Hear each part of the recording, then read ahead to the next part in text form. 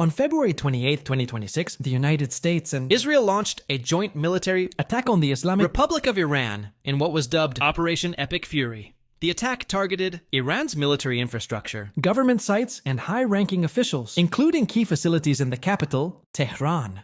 The U.S. government, led by President Donald Trump, described the operation as an effort to stop Iran's nuclear threat and aggression and secure regional stability. Iran has long been at the center of tensions due to its nuclear program, support for regional militias, and ongoing conflict with Israel.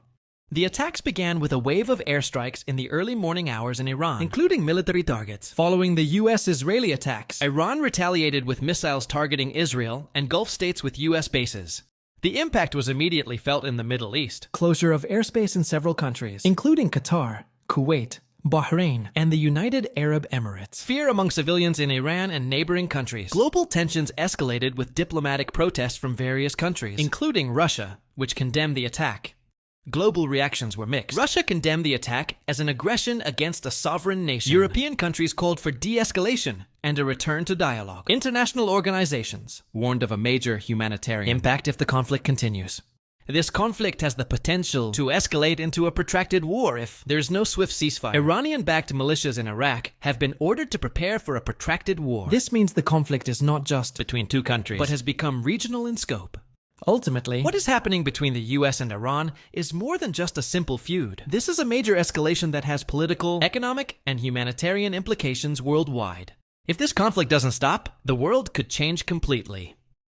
The war between the United States and Iran is no longer just about two countries. It's about global oil, regional stability, and the possible involvement of other major powers. Iran is not a lone player. The country has a network of allies and militias across the region, from Iraq and Syria to Lebanon and Yemen. If the conflict escalates, these groups could become involved. This means the war could spread across multiple fronts, not just a direct attack between Washington and Tehran. One of the most crucial points is the Strait of Hormuz. Around 20% of the world's oil supply passes through this narrow passage. Wait. If Iran closes or disrupts this passage, global oil prices could spike dramatically. The effect? Fuel prices will rise. Inflation will rise. The stock market will be shaken. From a military perspective, the United States possesses the world's most dominant air and naval power.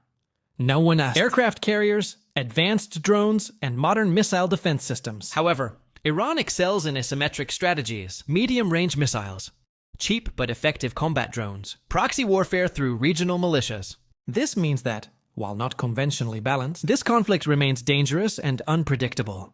The world is holding its breath. Russia strongly condemns the attack. China calls for stability and a diplomatic solution. European countries urge de-escalation. If major powers begin to intervene directly, the risk of global conflict will increase significantly.